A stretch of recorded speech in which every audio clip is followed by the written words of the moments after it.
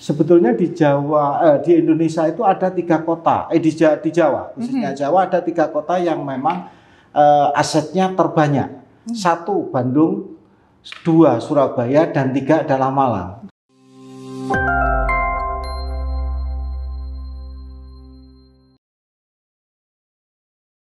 No Ngalam, selamat datang di podcast Mako Suara Cita, podcast yang dikelola oleh Dinas Komunikasi dan Informatika Kota Malang. Bersama saya Anya Farasya, hari ini podcast kita akan membahas seputar informasi, inovasi, dan juga perkembangan terbaru seputar Kota Malang yang kita cintai ini. Dan salah satu isu yang cukup penting di Kota Malang kali ini adalah penyelamatan aset. Dan sudah bersama kita yang sudah duduk di hari ini juga, ada Kepala Bidang Aset dari BKAD Kota Malang, Bapak Eko Fajar Arbandi, SHMSI. Selamat siang, Bapak. Selamat siang, Mbak. Bagaimana kabarnya Bapak hari ini? Alhamdulillah sehat-sehat. Alhamdulillah sehat ya, Bapak. Dan ini juga Kota Malang cukup pancaroba ya, Bapak, musimnya. Jadi penting bagi kita untuk jaga kesehatan juga. Betul. Baik, sebelum kita ke topik kita di hari ini, yakni penyelamatan aset. Mungkin Bapak boleh perkenalan dulu kepada Nawak Ngalam mengenai nama ataupun riwayat hidup sebelum berada di BKAD, Bapak. Oke, makasih. Nama Eko Fajar Arbandi, diberi amanah sebelum di BKAD Kota Malang atau di bidang aset itu sebelumnya tanggal 2 Juni 2021. Baik. Sebelumnya kami di bagian hukum kurang lebih 23 tahun, mulai dari staf sampai dengan Kasubag Bantuan Hukum, dan tahun 2021 diberi amanah sebagai Kepala Bidang Aset Daerah pada BKAD Kota Malang. Baik. Cukup. Baik Bapak. Dan untuk kan kita hari ini pembahasannya mengenai penyelamatan aset, Bapak. Siap. Mungkin bagi Nawang Alam yang belum mengenal mengenai aset-aset yang ada di Kota Malang ataupun belum tahu tentang BKAD Kota Malang. Dan apa peran utama dari BKAD Kota Malang dalam pengelolaan dan juga penyelamatan aset dan mengapa itu penting, Bapak? Jadi seperti amanah dalam Perda 7 tahun 2016 bahwa BKAD dan yang ditindaklanjuti dengan Peraturan Wali Kota Malang nomor 30 tahun 2003, BKAD mempunyai tugas fungsi penunjang penyelenggaraan urusan pemerintahan, salah satunya yaitu pengelolaan BMD yang menjadi kewenangan daerah. Berdasarkan fungsi penunjang tersebut, BKAD mempunyai peran utama mulai dari perencanaan, penatausahaan, pemanfaatan, pemindahtanganan, dan penghapusan serta pengamanan aset daerah. Baik. Cukup. Sip, baik. Dan mungkin buat Nawang Alam yang belum tahu juga jenis-jenis aset yang tadinya diakuisisi dan juga dikelola lebih tepatnya Bapak oleh BKAD Kota Malang itu apa saja, Bapak? Jadi aset-aset BMD itu diantaranya kalau kita lihat di Permendagri 19 tahun 2016 bahwa aset atau barang milik daerah adalah semua yang didapatkan dari perolehan yang sah, diantaranya dari pembelian APBD, putusan pengadilan, atau dari peraturan perundang-undangan. Jenis-jenis aset BMD diantaranya bisa tanah, seperti yang kalau di benda-benda tidak bergerak, tanah, terus kalau yang bergerak itu ada peralatan dan mesin, jalan, kendaraan dinas, atau aset-aset tetap dan konstruksi dalam pengerjaan. Baik. Terus pentingnya penyelamatan aset perlu kita tambahkan bahwa itu adalah menghindari kerugian negara. Karena dalam aset itu merupakan tercatat dalam neraca itu akan terbentuk sebuah pencatatan barang BMD di pemerintah Kota Malang yang nantinya menghindari dari pihak-pihak yang tidak bertanggung jawab. Berarti semuanya dikelola oleh BKAD Kota Malang ya, Bapak? Betul, ya. Baik. Dan ini kan tentunya ada proses yang identifikasi, kemudian verifikasinya. Nah, bagaimana dari proses-proses ini, dari identifikasi, kemudian nanti sampai inventarisasi aset yang perlu diselamatkan atau dikelola? Iya. Untuk identifikasi atau inventarisasi aset merupakan dua proses yang penting terlibat dalam manajemen aset. Tentunya identifikasi aset dan inventarisasi aset melibatkan pemberian diantaranya yaitu pengenalan tanda, pengenal atau biasanya dalam bentuk nomor seri atau kode barang. Baik. Sedangkan kegiatan inventarisasi aset bertujuan untuk melindungi atau mengamankan aset daerah supaya tidak dimanfaatkan oleh pihak-pihak yang kurang bertanggung jawab. Baik. Nah, ini ada pertanyaan titipan dari netizen, Bapak ya. Jadi ada apa aja tantangan terbesar yang dialami oleh BKAD Kota Malang dalam penyelamatan aset daerah di Kota Malang, Bapak? Terkait dengan tantangan tentunya karena memang kondisi kita itu aset itu dengan jumlah 8.260 per 4 bidang yang tersebar di seluruh Kota Malang. Tentunya yang pertama terkait dengan lokasi, yang kedua terkait dengan alas hak atau bukti. Itu tantangan-tantangan kita, dan di sisi lain tentunya terkait juga dengan kalau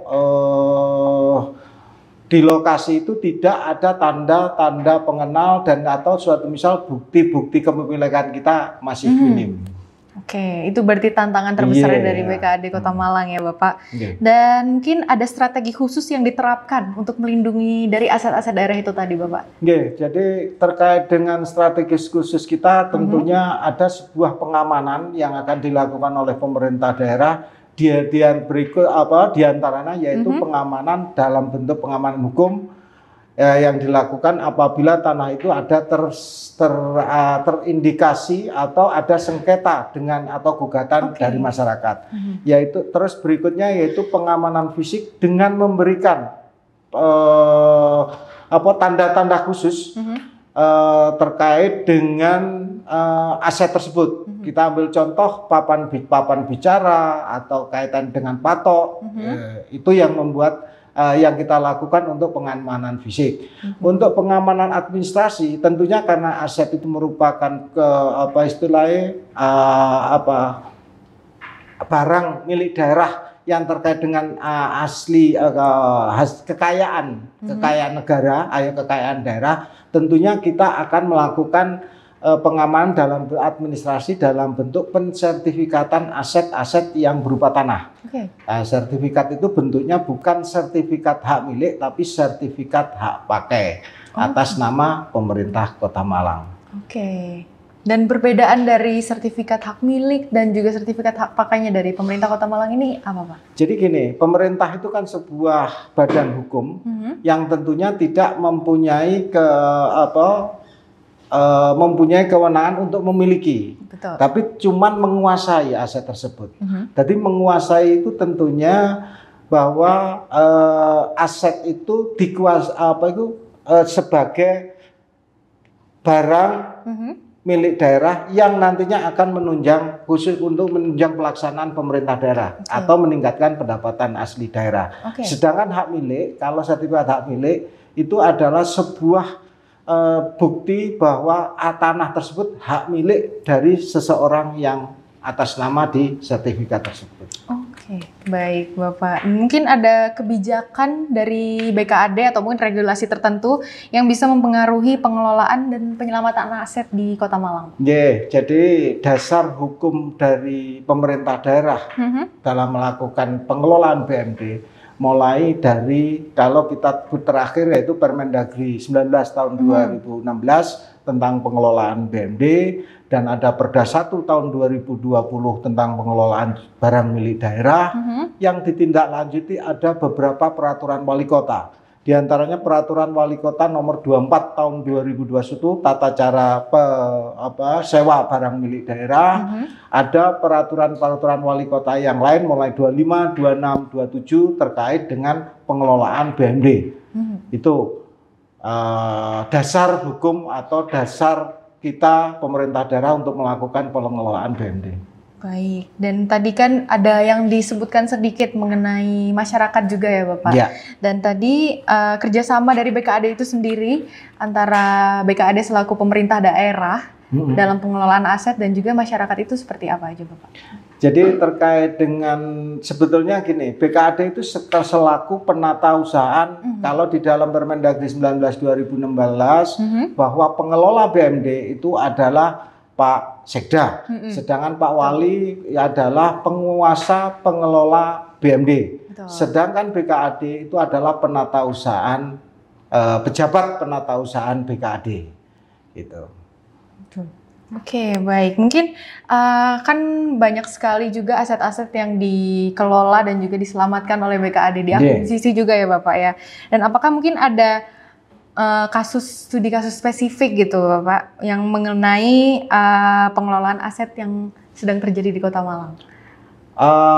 Sebetulnya kalau ngomong terkait dengan permasalahan banyak yang namanya aset 8.264 apalagi tanah itu digunakan banyak yang digunakan untuk tempat tinggal atau tempat kantor. Ada beberapa permasalahan tapi alhamdulillah dengan permasalahan itu kita akan lebih terbuka. Dalam artian kita akan lebih bisa memaknai bahwa aset itu adalah merupakan harta kekayaan pemerintah daerah.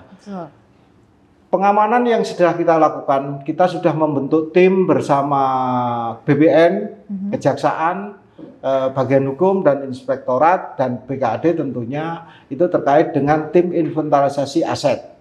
Ada beberapa aset yang sudah kita kembalikan kepada fungsinya, diantaranya ada pernah terjadi terkait dengan pemanfaatan aset yang dimulai tahun 69 sampai terakhir kemarin 2023 sudah dikuasai oleh pemerintah daerah. Ada di titik. Yang satunya ada beberapa aset kita yang fungsinya sebetulnya fungsi mau digunakan untuk sebuah fasilitas umum alun-alun dan alhamdulillah kemarin waktu kita bersama MCP KPK aset tersebut yang mau digunakan alun-alun di selatan Gor Kenaro itu sudah keluar sertifikat hak milik sertifikat hak pakai yang tentunya nanti akan kita manfaatkan untuk kepentingan pemerintah Kota Malang. Oke, baik Bapak. Berarti mungkin pemanfaatan lahan untuk pertanian gitu mungkin dari Dispangtan gitu. Kita kasih salah satu contoh dari instansi pemerintahan Kota Malang itu juga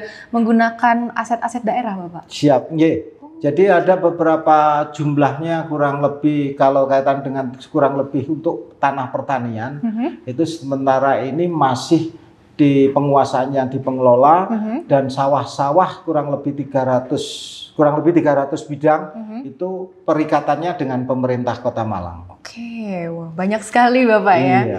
Dan bagaimana juga peran teknologi ini Bapak? Karena kan tadi banyak sekali asetnya ada 8.000 sekian dan ini peran teknologi dalam membantu BKAD Kota Malang dalam pengelolaan dan penyelamatan aset seperti apa Bapak?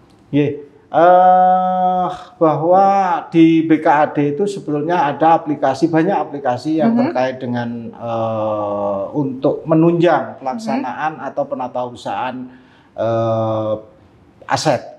Di antaranya adalah SIGMA, Sistem Informasi Manajemen Barang Milik Daerah. Itu akan di dalam situ akan ada sebuah data yang terkait mulai dari BMD, apa itu istilah aset bergerak dan aset tidak bergerak. Tapi di sisi lain ada sebuah aplikasi yang namanya SIPIP, Sistem Informasi Penggunaan tempat-tempat tertentu.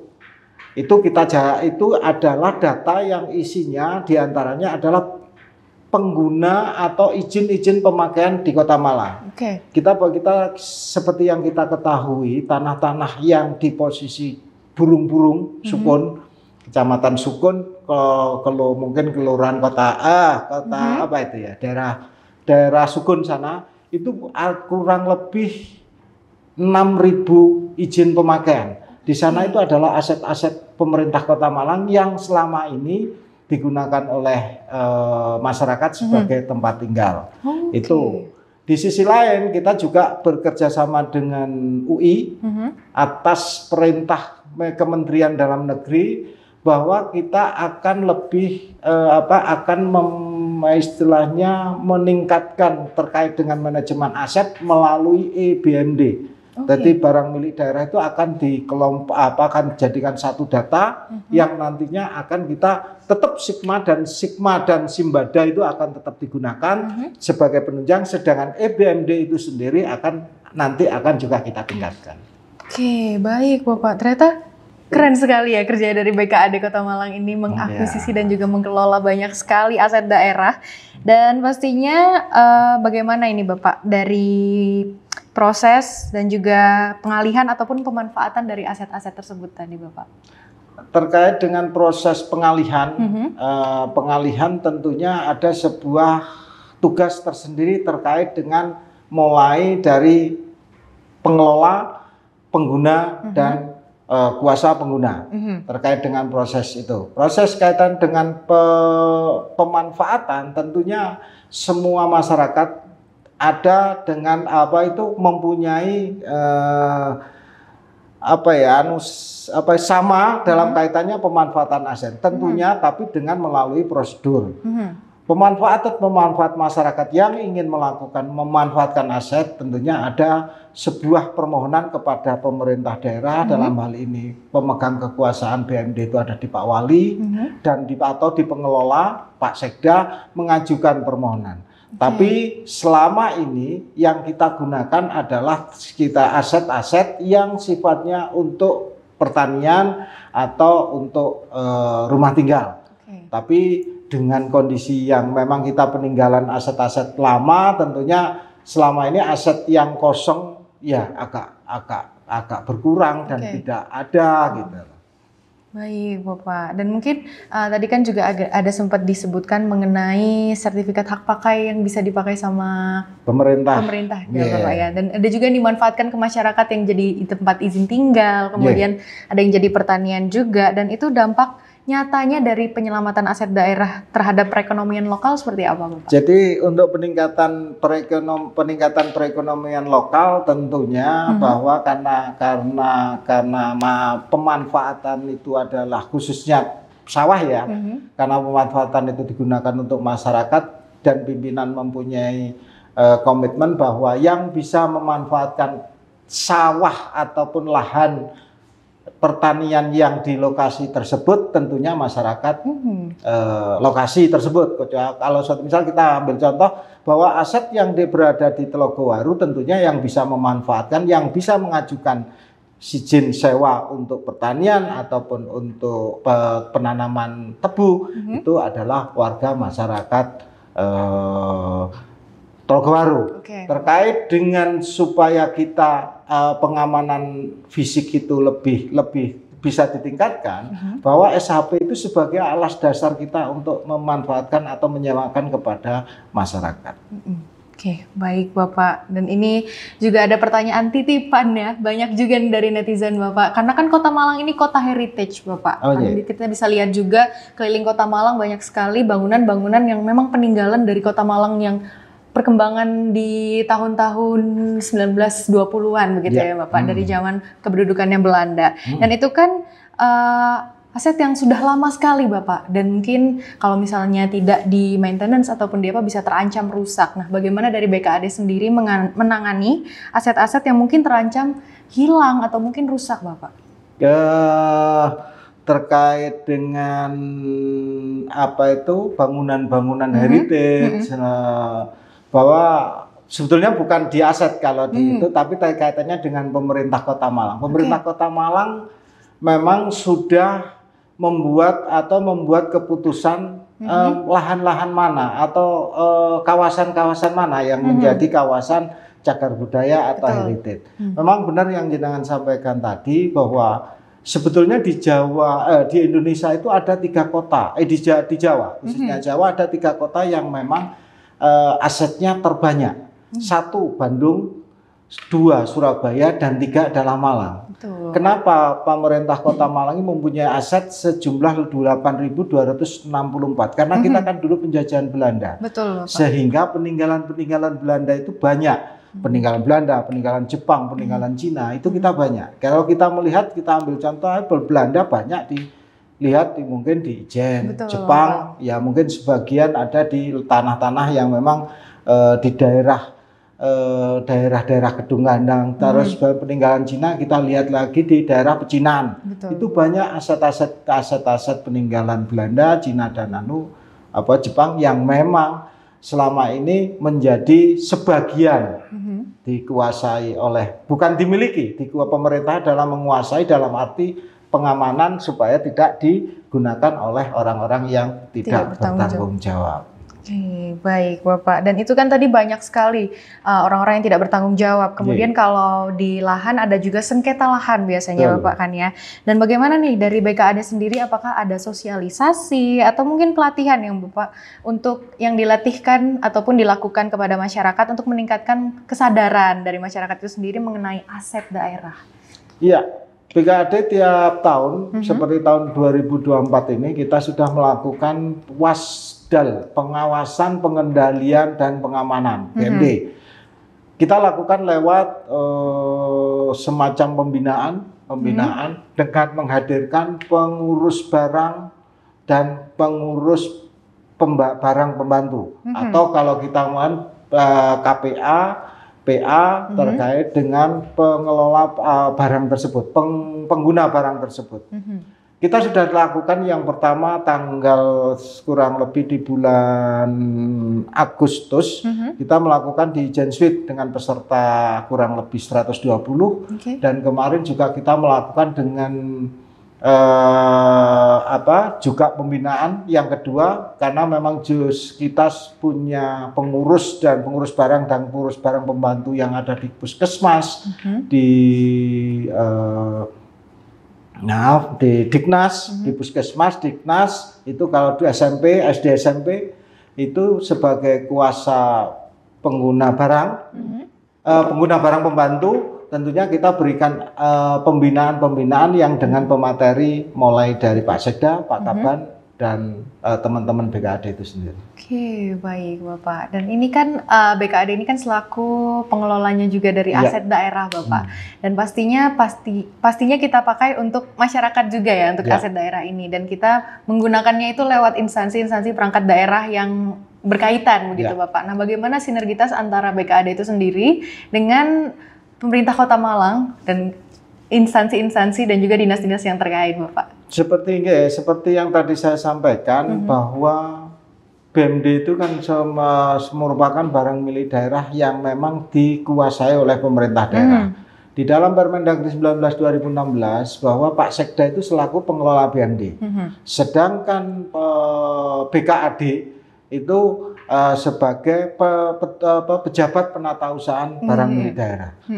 Sinergisitas antara pemerintah BKAD dengan perangkat daerah tentunya selalu kita lakukan. Di antaranya satu misal bahwa kalau memang BMD tersebut ada dalam pengguna, dalam hal ini dinas instansi terkait, tentunya kita pengelola akan tidak mencampur adukan antara BMD pengelola atau BMD dari dinas tersebut. Tapi tentunya apabila dinas misal dinas pendidikan atau dinas kominfo atau dinas yang lain, badan ataupun kantor yang memang membutuhkan sebuah lahan atau aset yang memang selama ini dikelola atau digunakan atau selaku pengelolanya itu ada di Pak Sekda, biasanya dinas tersebut memohon kepada pemegang kekuasaan BMD Pak Wali dengan memerintahkan Pak Sekda untuk bisa menggunakan lahan-lahan atau aset-aset yang memang ada di pengelola. Jadi barang itu sebetulnya semua itu ada di pengelola. Kalau memang dinas instansi membutuhkan lahan tersebut, tentunya dia bermohon ke Pak Wali dengan persetujuan, tentunya ke pengelola dengan persetujuan Pak Wali, kita akan melimpahkan lahan tersebut untuk dinas instansi yang membutuhkan. Oke, baik. Dan ini mungkin salah satu pertanyaan kita yang terakhir ya Bapak. Masih ada juga mengenai strategi atau rencana jangka panjang dari BKAD Kota Malang yang digunakan untuk meningkatkan efektivitas penyelamatan dan pengelolaan aset Bapak. Strategi kita tetap seperti apa yang kita lakukan awal, tentunya dengan yang pertama yaitu mungkin sinkronisasi data. Karena data aset kita itu sebetulnya ya kalau memang mau jujur masih belum fix, dalam artian karena antara data izin pemakaian data itu memang perlu ada sinkronisasi data. Nah, sinkronisasi data sinkronisasi data itu perlu dilakukan, tentunya akan dilakukan inventarisasi aset. Selain dengan mensinkronkan data, kita juga akan melakukan inventarisasi aset di lapangan tersebut. Dengan ada perangkat daerah. Yang berikutnya yaitu pengamanan aset dengan melakukan pemasangan diantaranya papan bicara. Yang kedua patok batas. Yang ketiga tentunya kaitan dengan legalitas atau kaitan dengan pengamanan dalam bentuk legalitas. Mungkin kita akan tetap mengajukan sertifikat kepada BPN. Yang tentunya itu juga merupakan hasil kerjasama bersama kita dengan tim inventarisasi mulai dari kejaksaan, dari BPN, dari bagian hukum, inspektorat, dan tentunya teman-teman BKAD. Baik, super sekali Bapak ya dari BKAD Kota Malang ini dalam pengelolaannya. Sebelum kita menutup di podcast hari ini nih Bapak, mungkin ada pesan yang ingin disampaikan kepada Nawak Ngalam selaku masyarakat Kota Malang juga tentang pentingnya menjaga aset daerah. Makasih Pak. Tentunya kita terkait dengan BKAD khususnya bidang aset, kita pesan-pesannya untuk terkait dengan pengamanan aset, monggo kita sama-sama mengamankan aset negara sebagai bahan atau sebagai aset yang memang harus dilindungi dan harus kita manfaatkan untuk masyarakat semua. Baik, itu tadi ya salah satu pesan dari Pak Eko selaku Kepala Bidang Aset dari BKAD Kota Malang. Dan terima kasih Bapak yang sudah hadir di podcast kita hari ini. Sama-sama. Semoga nanti mungkin ada podcast lainnya ke depannya bisa pembahasannya tentang hal yang lain ya Pak, masih tentang aset daerah juga. Dan terima kasih Nawak Ngalam yang sudah mendengarkan, semoga bermanfaat juga bagi kita semua. Dan saatnya Anya Farasya pamit undur diri dan sampai jumpa lagi di podcast selanjutnya.